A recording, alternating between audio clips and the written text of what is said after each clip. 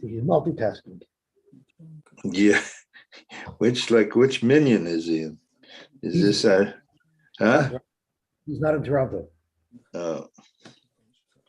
Okay, so yesterday we learned about the women who don't have knas, women who might be be'ulais, or women who who have a chiv misa. Well, they're in Einstein, they're not chiv misa, but the perpetrator is chayiv misa for having relations with these women, and that's why there'll be no chiv because it's komei v'hirabim.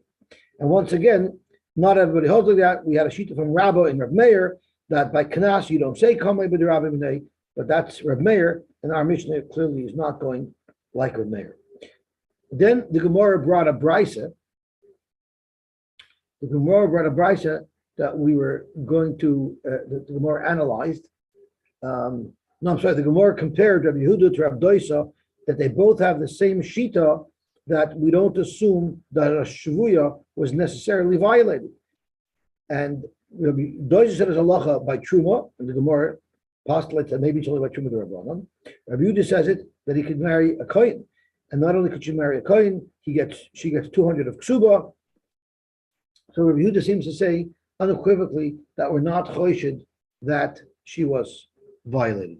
And then we had the brisa at the bottom, which told us that Rabbi Yehuda holds we always assume she wasn't violated, and the Rabbanan say we don't always assume she was violated. As a matter of fact, if someone is poida, a woman who was a shvuya, and he says, I know that she is a basula, even if he's a kohen, he's allowed to marry her. But that's only if he put his money where his mouth was and he actually redeemed her.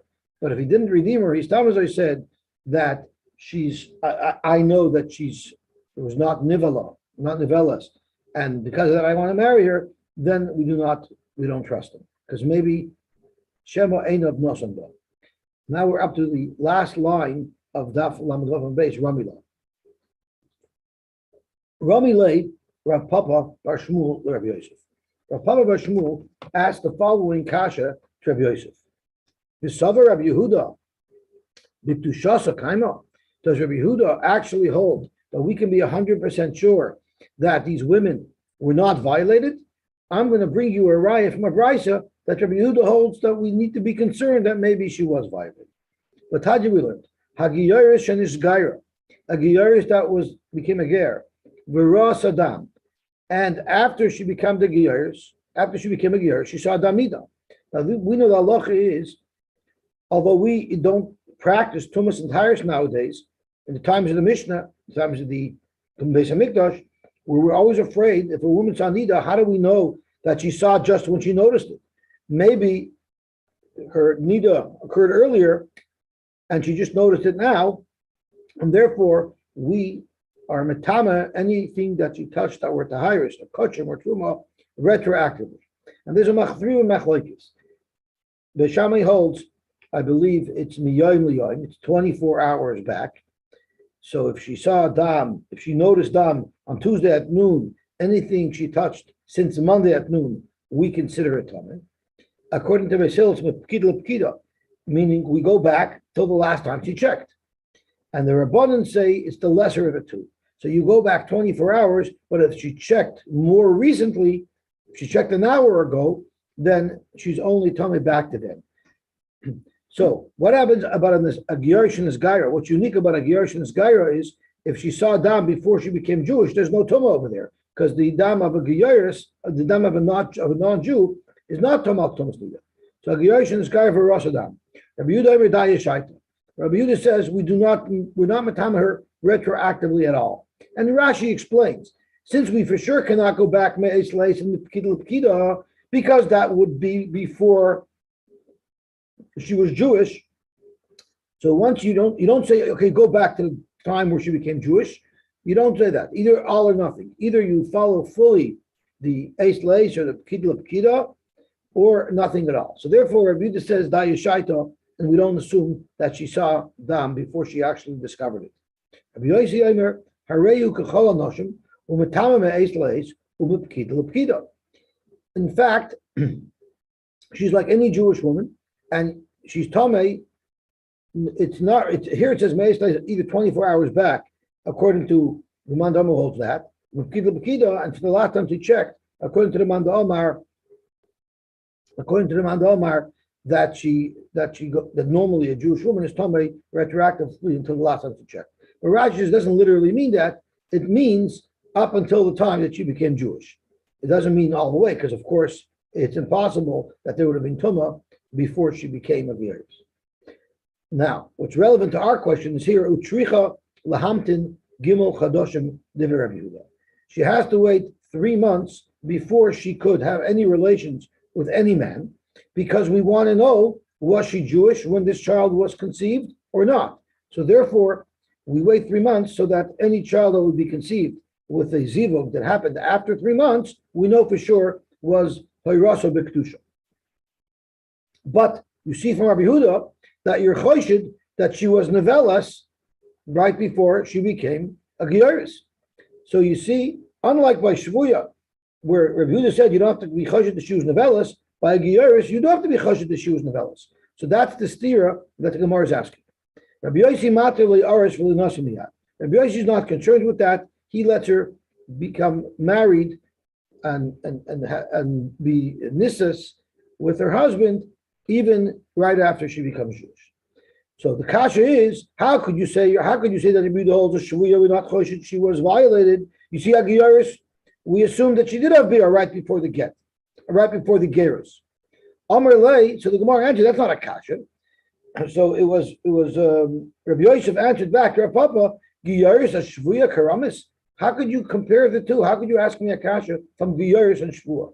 Giyaris loy minter nafsha. A Giyaris, when she's not Jewish, she's not concerned to have bia. She has bia freely. So of course we need to be concerned and make sure to wait 3 months so that we don't have a confusion of her vlad. But shvuya, a Jewish girl who was captured, she wants to avoid being violated at any cost. Minter nafsha. She's going to watch herself. So therefore, a shvuya Zuk Rabbi Yehuda, I don't have to be choshed was violated. But a Giyaris, she's not even concerned. She's happy to have bia before. So therefore, it's not a kasha. Giyaris, we have to be choshed, had bia right before she became Jewish, but a shvuya, we'll still assume was not violated because she's going to try to make it as unpleasant for her captor as possible to violate it.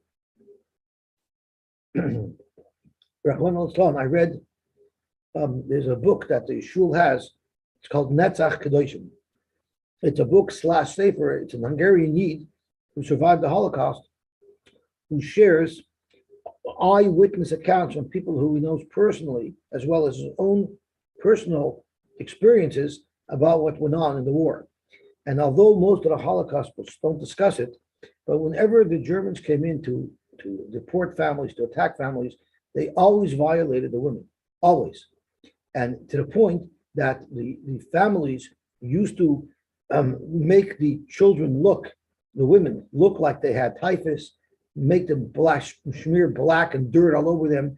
They purposely made themselves look very repulsive because they wanted to avoid it. And some of his eyewitness accounts are a group of like 50 girls that were all expecting because they were violated, and they were marching, and then they get gunned down by the violators. So he was saying how subhuman they are.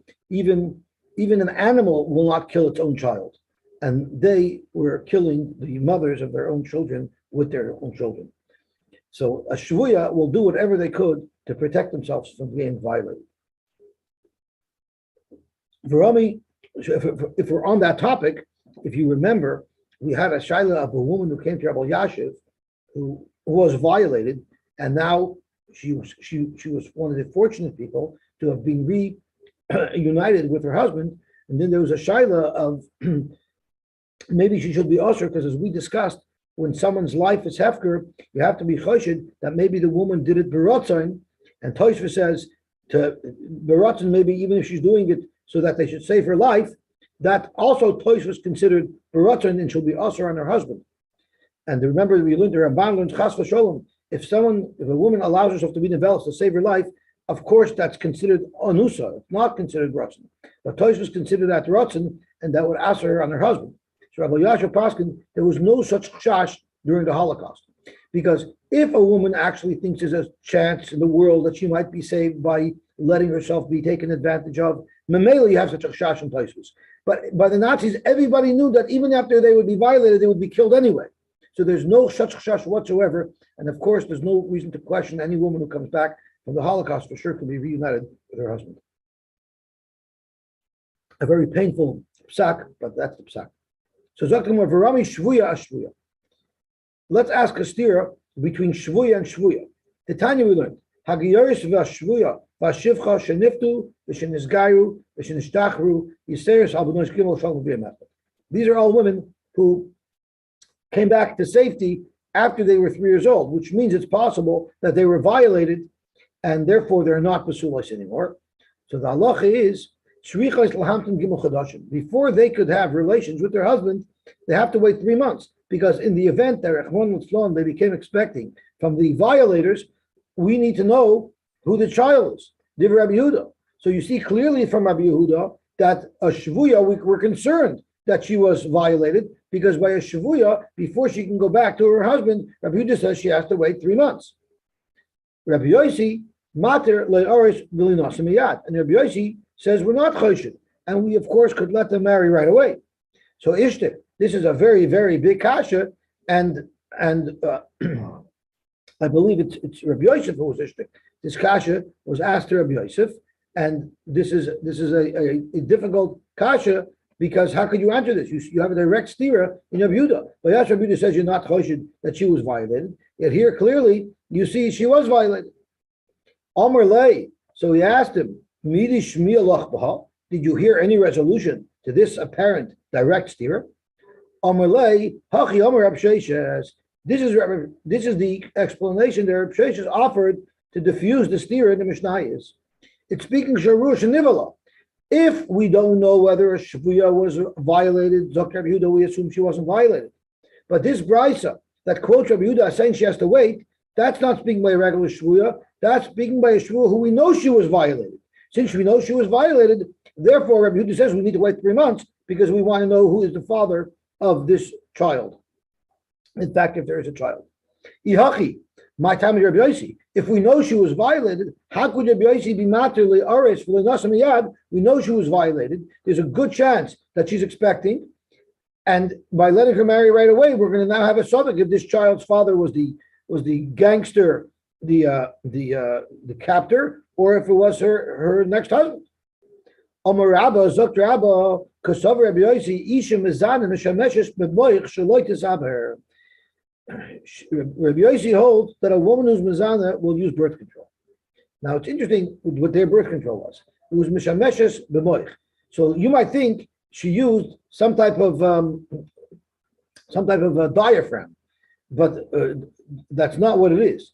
Rashi says this is the Plan B pill, and Rashi said mishameshes b'moich. Zokt Rashi noishenes moich la'achar beila v'sheneves zera. She would put some type of sponge in after the bia and try to wipe out and absorb as much as the zera to take it out. Not everybody learns that way. There are some people who learn it's like a diaphragm. She puts it in before the zera.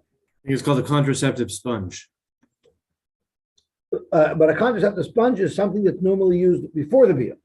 But here they get I'm saying the difference between that and a diaphragm. The diaphragm is non-permeable. Okay.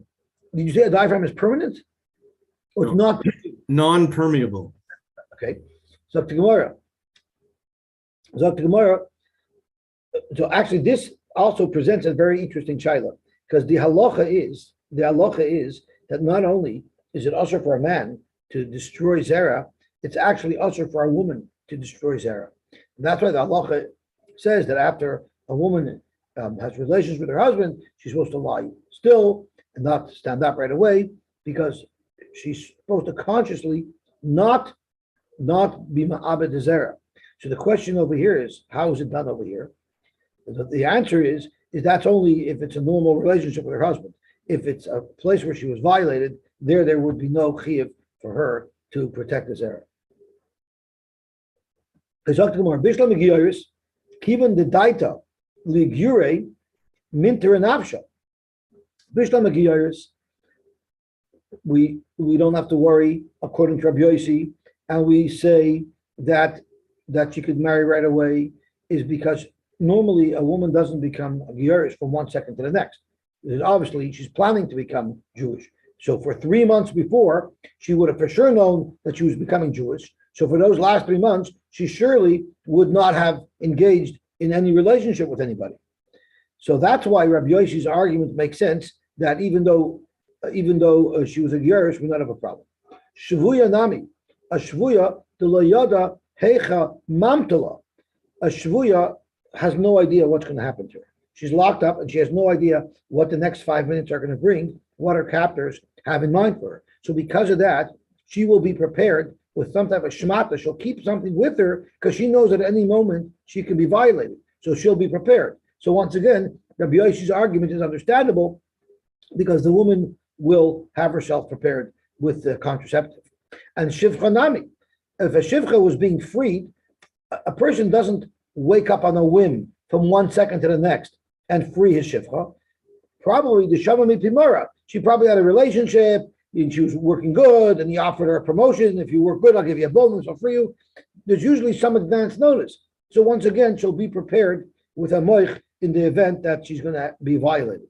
What about a shivcha who wasn't freed willingly? She was freed because her adon beat her and knocked out one of her rashei avarim, like a tooth or an eye. Then she gets to walk free. There was no way she would have possibly known in advance that this was going to happen. So the night before, she might have been nevelas without a moich. So Rabbi Yosy seems to say, as a blanket heter for all these type of women, a shivcha that was nishtacher, she can get married right away. But what if the way she was nishtacher was through an unannounced situation where she couldn't have known before, or v'chitema kol mamela l'am Rabbi Yosy. And if you're going to say that Rabbi Yosy, when he said that she can get married right away, it doesn't mean every woman. It means most women. But of course, most women. That's most women. I don't think there's an S there. But if there's a sudden thing like Shein Dayan, maybe Rabbi Yosy didn't say his halacha in that case. But you still have a problem because every anusa umafuta, the memela, that's something that Rashi says it's something that she couldn't have watched. They'll have this yodas, the list of the right? And the nusa umafuta, it's something that wasn't planned long term, so she didn't expect it to happen. So therefore, she couldn't have been prepared. The Tanya, anusa mafuta trichas lamdam gimel chadoshim divrei Rabbi Yehuda. Rabbi Yosy matili arish l'nasa miyad. How is it possible that Rabbi Yosy would allow an anusa to get married right away, where there's no way she would have been prepared with a moich for such an event? Elo Amar Rabba, kasav Rabbi Yosy, isha mezana mishapeches kidei shelo tisaver. A woman who's mezana will position her body so that the zera should drain out and not penetrate her. And that strongly reduces the chances of a pregnancy. And that's something she can do whether or not she was prepared for the bia or not. So therefore, whether it was a shivcha who's yoiches, this will help for an anusa. An anusa and a mafuta who does not want to become pregnant, this will not be a problem for her because she will maneuver her body to avoid it. But this does not answer the case of a shivcha who was let out because of shein v'ayin, because she wouldn't have maneuvered her body because she didn't even know that tomorrow she was no longer going to be a shivcha. So you still have to come on to the terrace of the Gemara said that something that happened suddenly, she would still be usher for 3 months, except by an anusa and the mafuta, where she will purposely adjust her body to avoid becoming pregnant. There, Rabbi Yosy would let her get married right away. The Eidech and Rabbi Yehuda, who says she has to wait for 3 months, he believes that the success rate of such a contraceptive method isn't high enough to rely upon to make a woman wait for 3 months. You know they call women who use this technique? No. Mommy. Mommy? Yeah, they call the child oops. Okay. Zog to Gemara weiter. So I'll call upon maskana of this sugya is that even if we know she was novellas, according to Rabbi Yehuda, you have to wait 3 months.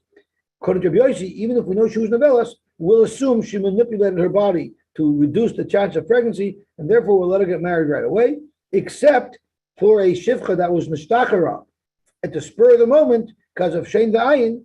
She could not have possibly known this before, so either Rabbi Yossi would agree you have to wait 3 months. Shenemar, our Mishnah says, why is it that if there's a chiv Mrs. Bezdin on this bia, the violator will not pay knas?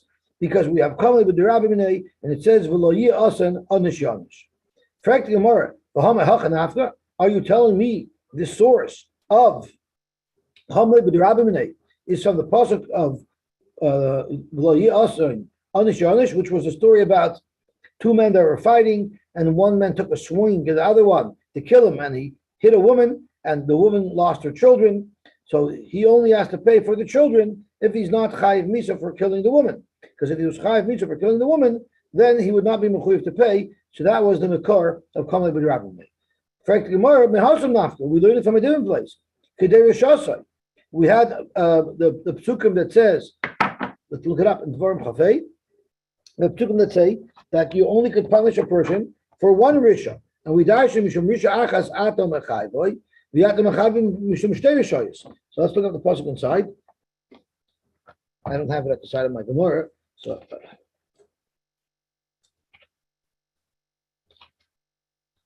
let's see where we have it. It's in Vayikra. So it's the form Chafei. So let's see if I can find it.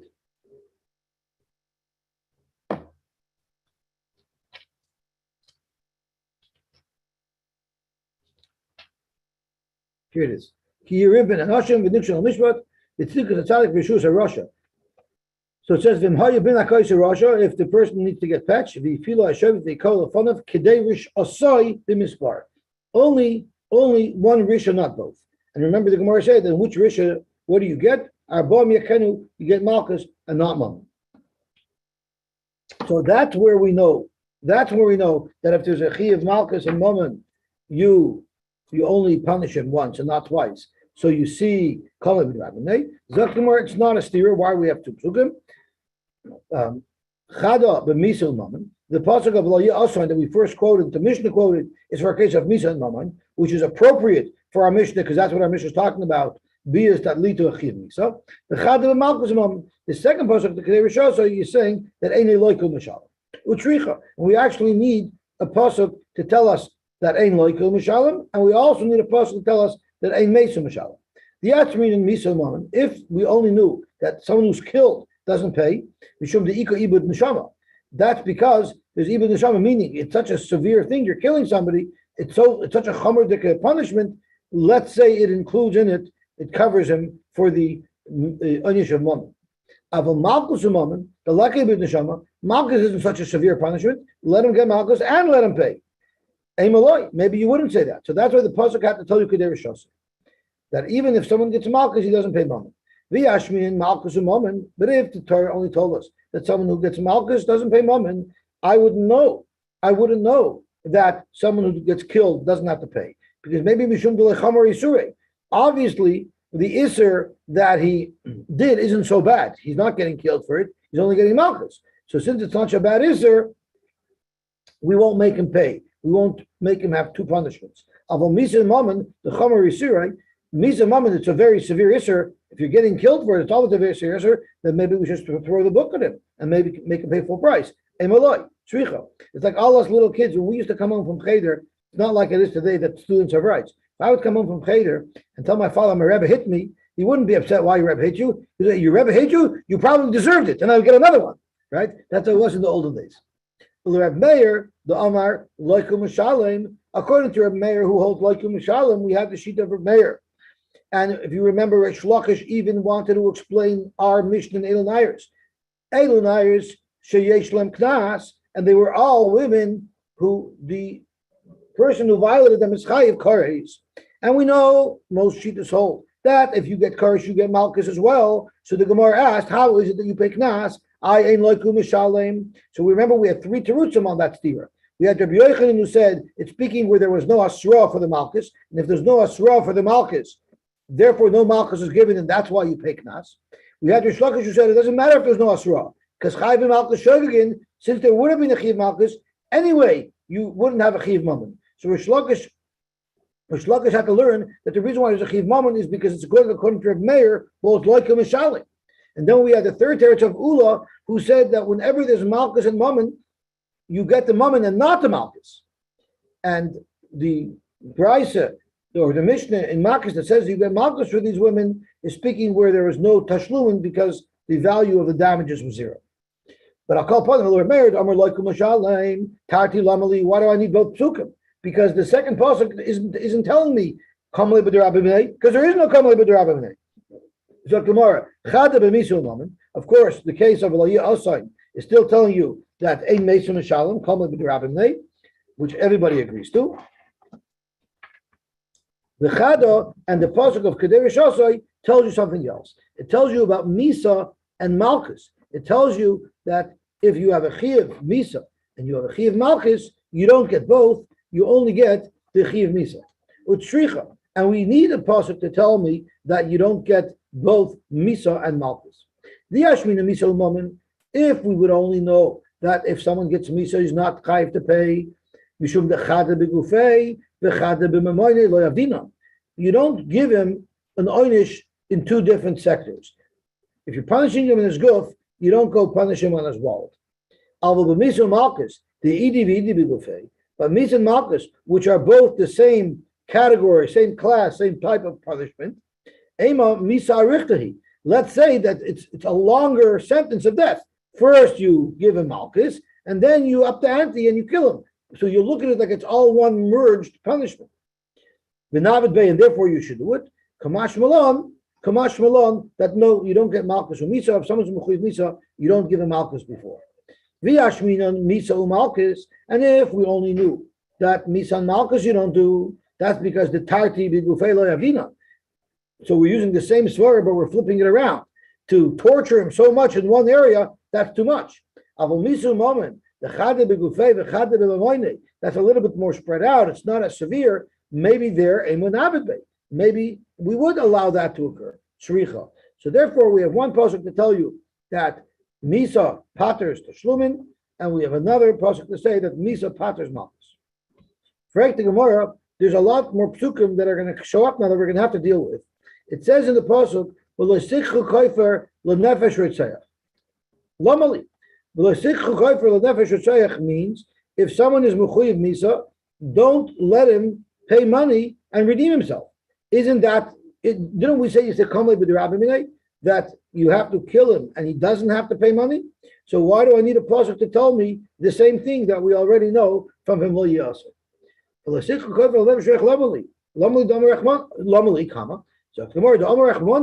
the pasuk is saying not that you should not charge him money if he's chayiv misa. Forget the pasuk is telling you don't allow him to redeem his life by paying money. That's not something that you know from Kamal B'Rabbani. Kamal B'Rabbani just tells you that if you're killing him, so he doesn't have to pay. But how do you know that he doesn't have a right to redeem his life? So you know that from Leisikhu Kofer L'Nefesh Ritzayach. Frank the Gemara, the pasuk right there says Leisikhu Kofer L'Nus Al Ir Miklater Lamali. There's also a pasuk that tells you that you cannot take money instead of running to the Ari Miklat. Lamali. Zok to Gemara, the Amar Rachmana, the pasuk is telling you the same thing. Leisishkol Mammon Aminei V'Sifterei Min Golus. Not only should you not take money to allow himself to redeem himself from a death sentence, he should also not be allowed to redeem himself from the chiyuv of going to goals. Rashi is again, the Havamini of the Gemara to ask the question is maybe it's a common b'drabimnei. So we know there's chayv mishashagin. So normally someone who's chayv mishashagin, which is exactly someone who killed a shagin, would be part of a moment. So that's not the chiddush of the pasuk. The chiddush of the pasuk is he cannot pay his way out of this. So why do you need two psukim, chad b'shogig v'chad b'mezid? Right? We have one pasuk to say that if he killed b'mezid, he can't redeem himself, and there's one pasuk that says if he killed b'shogig, he can't redeem himself. Well, if he can't redeem himself, if he killed b'shogig, he surely shouldn't be able to redeem himself if he killed b'mezid. So it's more tricky. The Ashmin Mazid, if the Torah only told us that he cannot redeem himself with money if he killed the Mazid, Mishum Dechamer Isure. It's a very serious violation to kill somebody, and therefore the Chiv Misa. So of course we're not going to let you bail yourself out. If someone kills b'shogig, it's not such a severe isser like killing b'mezid. Maybe we would allow himself. We would allow him to bail himself out. The Yashmin in shogig, and if we only knew that shogig can't bail himself out, mishum deleka ibud neshama. By shogig, you know what? There we won't let him. We won't let him bail himself out. You know why? Because regardless, he's not. No one's going to die. He's going to go into Golas. So big deal. So since he's going to go into Golas, we're not going to let him buy his way out of it. But by Mazid, if we don't let him bail himself out, we're going to kill somebody. And we know Rashi tells us that the Dayanim always have to look for a way to save this guy's life. It says. So maybe we should allow him to bail himself out with money. I would think that we would allow himself to bail himself with money. That's why the pasuk says, if he's mechuyev misa, you don't allow him to bail himself out with money. Okay, so now we have more psukim that seem to be telling us the same thing that we have to explain.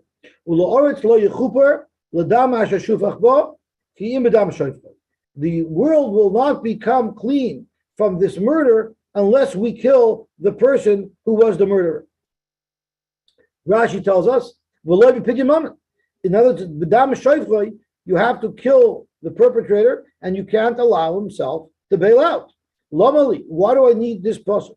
We already know you don't allow a Ritzeach to bail himself out. So why does the Torah once again repeat that you don't allow a Ritzeach to bail himself out?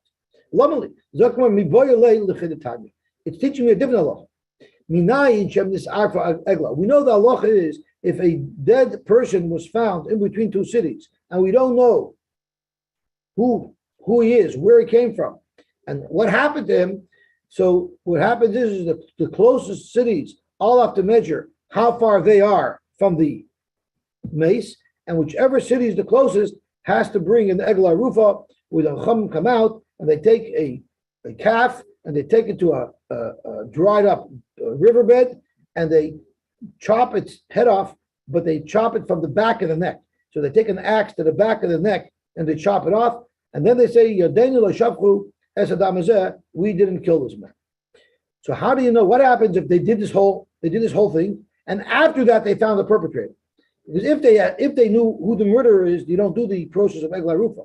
You don't do egla rufa to be mechaper when we cannot find the perpetrator. So what happens if shemnis arfa egla? They already did the kapara of egla rufa, the akach nimtza hayrik, and then they found the murderer. So do you prosecute the murderer, or do you say that we already have the kapara of egla rufa? How do you know that you don't let him go free? You fully prosecute him and kill him if necessary. So that this pasuk tells you means even if there was already an egla rufa brought, you still have to kill the murderer. So that was why would you think the egla arufa is a kapara for the murderer? It's a kapara for the people who didn't beglite the victim and didn't take care of him. So it seems like it's not for the murderer that the kapara is there. I guess there's it's a communal tour for everybody in the community. For everybody who is who may be responsible somehow for his death, but not the actual murderer. I hear. But the Gemara does feel that there would be such a havamina, that the egla roof is a kapara on this murder. It's a communal kapara, and it would cover everybody. It's a blanket. The maskana is, you're right. The maskana is avada. It's not mechaper the murderer. But there was a havamina that the egla roof is a powerful. But that we need a pasuk for this special pasuk is surprising. I hear.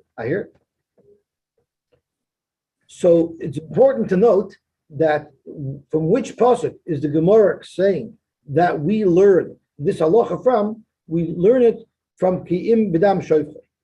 The problem that Tosfos asks is Rashi in Chumash does not say like our Gemara. So Tosfos brings down the Pirush Chumash, Pirush Kuntrus, Hach Drasha Mevaata Tavar Dam Hanaki. It seems like Rashi didn't check out this Gemara. It's an interesting term, how Tosfos phrased it. Apparently, Rashi didn't see this Gemara. So let me just see where it is. Let's look it up and we'll see it inside. It's the Vorim Chafalov. It's almost like a shtickle snide remark. Apparently, Rashi didn't check out the Gemara. I mean, how could someone say that? Of course, he checked out the Gemara. So let's see if I can find it. The Vorim Chafalov. It says, what is the Lashon HaPasuk? The Lashon HaPasuk is V'ata Tavar Dam Hanaki. Let's see if I can find it. Is it the Vorim Chafalov? No, it's yeah, it is. It's Vorim Chafalov. Not sure where it says it. Do you also have a Vorim? Maybe my thing is a mistake. I don't see it over here. I do not see it. But whatever the case, Tosfos asks on Rashi, it seems like Rashi in Chumash says we learn it from V'ata Tvar Dam Hanaki. V'lo Ayin Kan. U'milu Zok Tosfos Yesh L'Kayim Pirushay. You could still say that Rashi is right. The Hach Sukya, the Shmaitza, the Mukmei, V'ata Tvar, Lahak Neshoy Chadam Leg Larufa.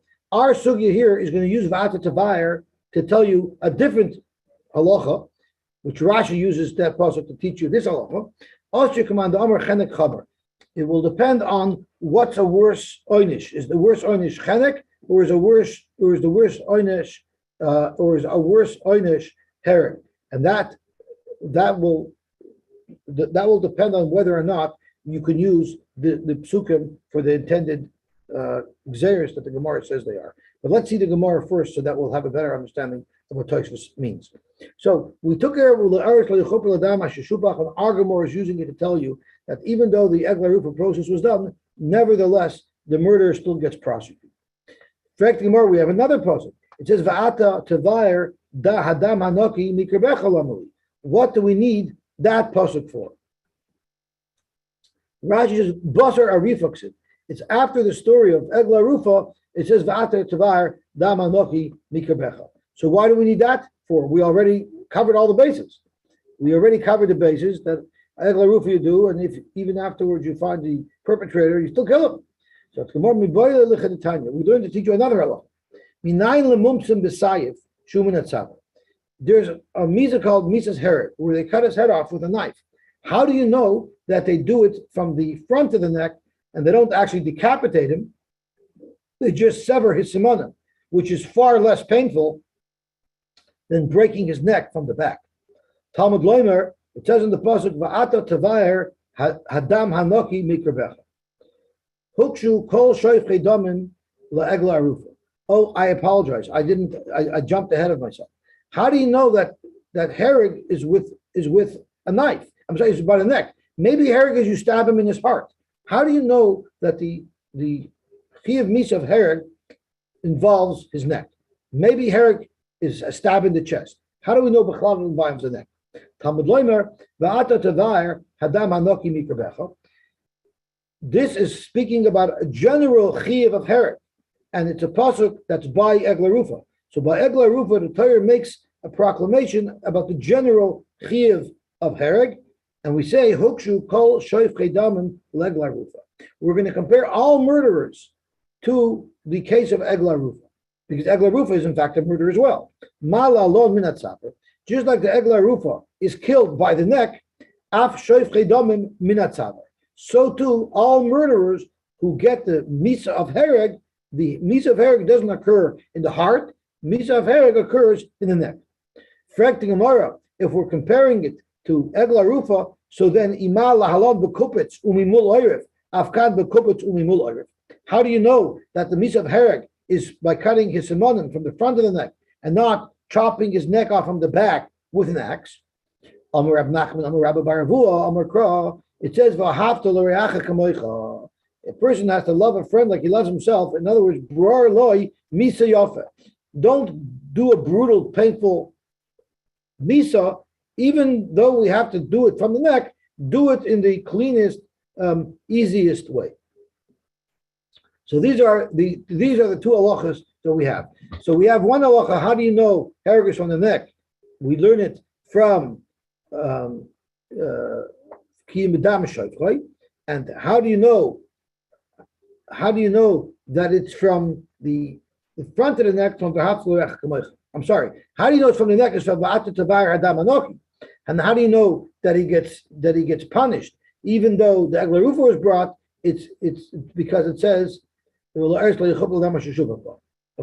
So that's where Tosfos asks this pasuk of ata tavar that we're using to tell you that the misa is from the neck. Rashi uses that to tell us that if you find a murderer, you should not kill him. So the question is why. So Tosfos explains the command the Omar chenek chamer. It's a question of between hereg and chenek, which is the more severe misa. So Tosfos wants to say our sugyot chenek is more severe. The lemand Omar chenek kal.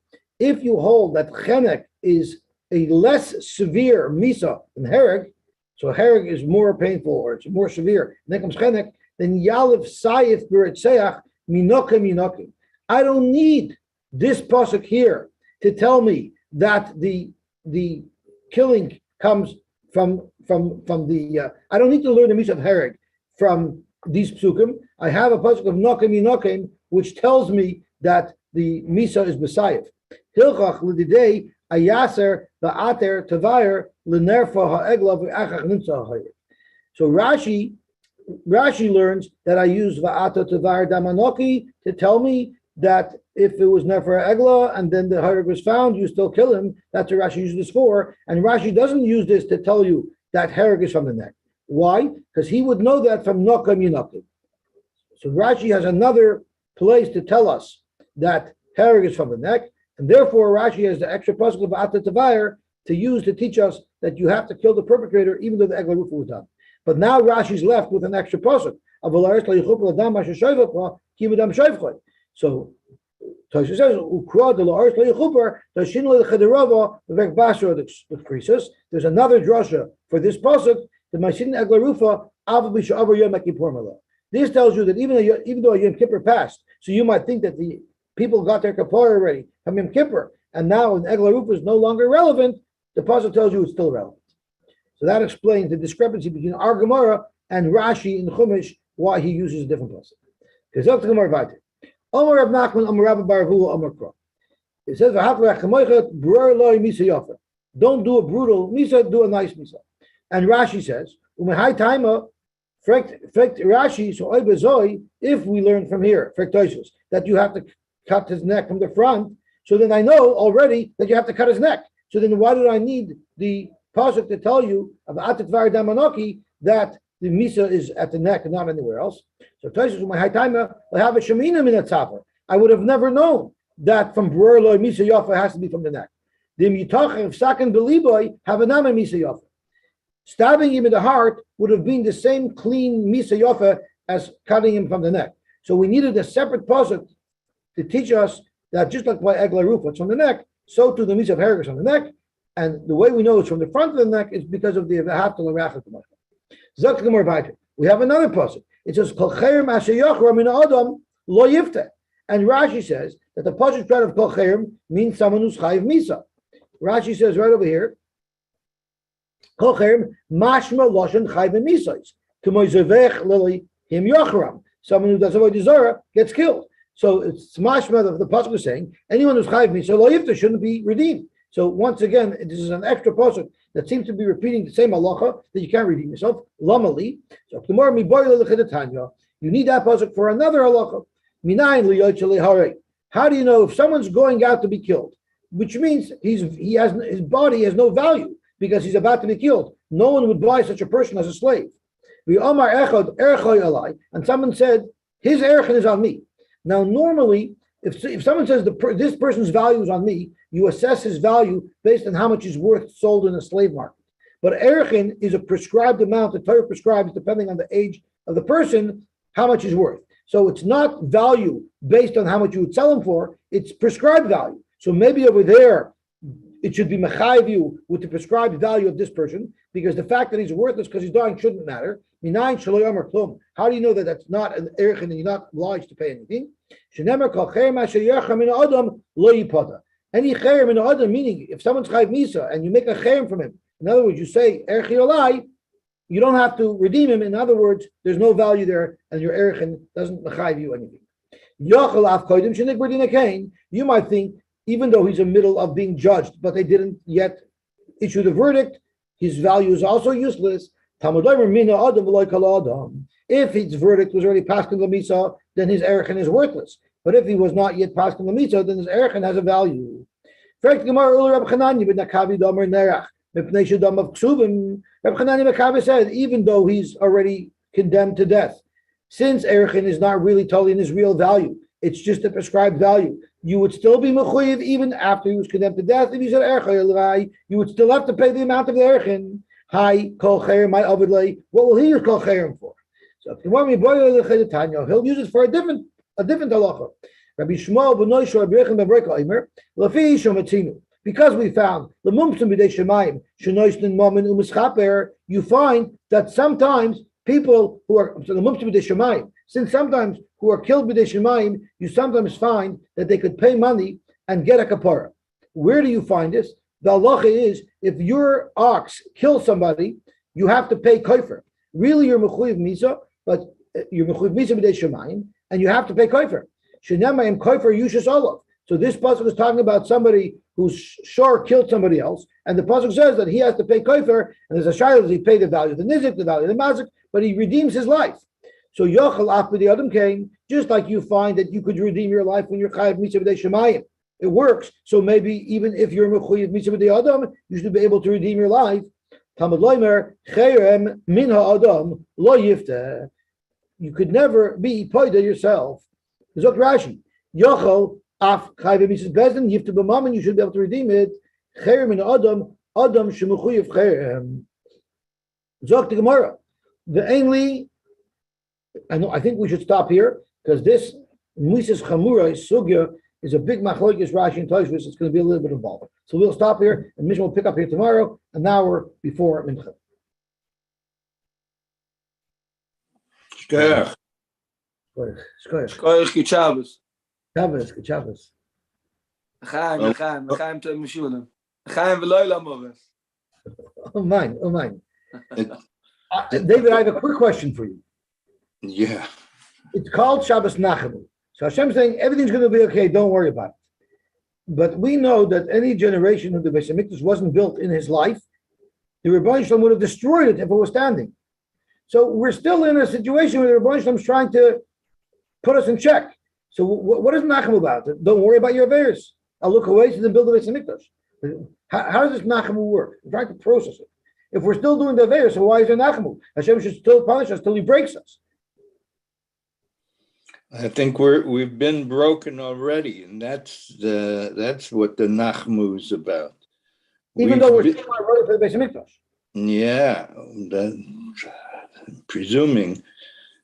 So that's, yeah.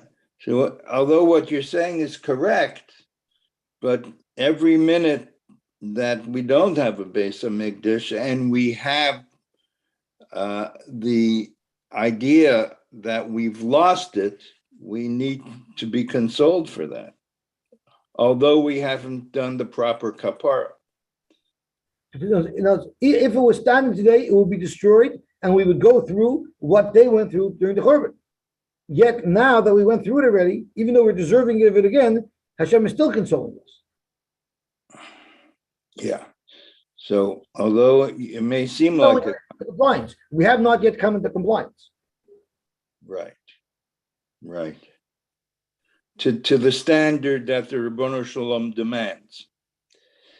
As far as I could see, we've come into some compliance, but the Ribbono Shalom has very high standards, and they're near impossible, but that's what he expects from the Am HaNivcher. It's not a satisfactory answer, but it's a good kasha, but I'm not equipped to deal with that. That's beyond my pay scale. Anyway, Okay. go ahead.